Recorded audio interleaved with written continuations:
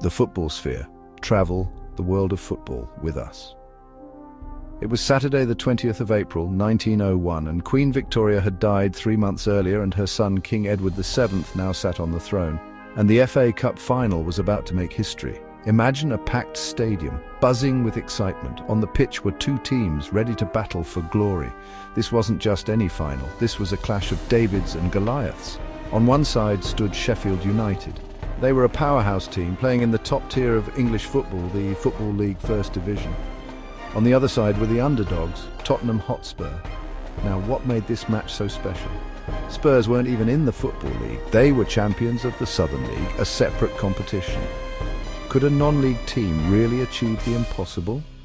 Could Tottenham Hotspur, a club founded 19 years earlier in 1882, overturn the 18-year cup monopoly of the northern sides?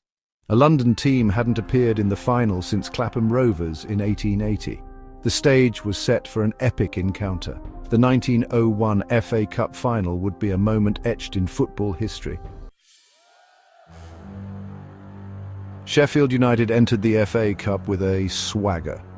As recent champions in 1899, they had earned a bye through the early rounds.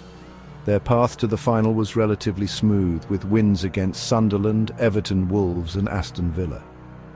Tottenham, however, had a different story. They were the underdogs, fighting their way through each round. They faced tough opponents in the great Preston North End, reigning cup champions Bury, southern rivals Reading and Football League stalwarts West Bromwich Albion. But their spirit never wavered. They were a team on a mission. Their Southern League title in 1900 had given them a taste of victory. Now they craved the ultimate prize, the FA Cup. Their journey to the final captured the imagination of football fans. Could this be their year? Could they overcome the odds and make history? The anticipation built with every match. Tottenham Hotspur were ready to face their destiny. The Crystal Palace Stadium was the venue for this grand finale. A record-breaking crowd of over 110,000 spectators crammed into the stands. The atmosphere was electric. The roar of the crowd was deafening. This was a match that had captured the nation's attention. Both teams lined up in the traditional 2-3-5 formation. Referee Arthur Kingscott blew the whistle and the battle commenced. Sheffield United, with their experience and pedigree, took an early lead. Fred Priest found the back of the net after 10 minutes, sending their fans into raptures. But Tottenham refused to be intimidated. They fought back with determination. Their star player, Sandy Brown, rose to the occasion. He leapt like a salmon to score a magnificent header, levelling the score before half-time. The tension was palpable. The second half was a tense affair. Brown put Spurs ahead in the 51st minute, sending the crowd wild. But Sheffield United equalised a minute later through Walter Bennett. Controversy surrounded Bennett's goal. The Spurs players protested, claiming the ball hadn't crossed the line, something many attending journalists also agreed with. But the referee awarded the goal. The final whistle blew with the score tied at 2-2. A replay to take place a week later on Saturday the 27th of April. The replay took place at Burnden Park, the home of Bolton Wanderers this time. Fortune favoured the brave. Despite being a goal down at half-time, Tottenham Hotspur were not to be denied. They played with passion and purpose.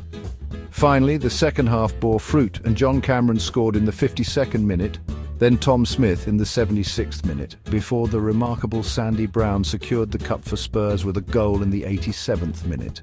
They secured a historic 3-1 victory. The underdogs had done it. Tottenham Hotspur, the Southern League team, were crowned FA Cup champions. Their victory sent shockwaves through the world of football. It was a triumph for the underdog, a testament to the magic of the FA Cup. Sandy Brown's performance was the stuff of legends. Sandy Brown became the first player to score in every round of the competition, and John Cameron became the first player/manager to win the competition. Ogden, a famous tobacco company, even released trading cards celebrating the final. The 1901 FA Cup final wasn't just a match, it was a fairy tale. The only time since the Football League was established in 1888 that a non-league side has won the FA Cup final. It demonstrated that anything is possible in the beautiful game. And it's a story that continues to inspire generations of Tottenham players and fans. In 1961, they became the first team to win the league and cup double. Their 1963 European Cup Winners' Cup victory was the first time an English side won a UEFA competition. The year 1972 saw them become the inaugural winners of the UEFA Cup. And in 1991, they became the first side to win the FA Cup 8 times. Glory, glory, Tottenham Hotspur!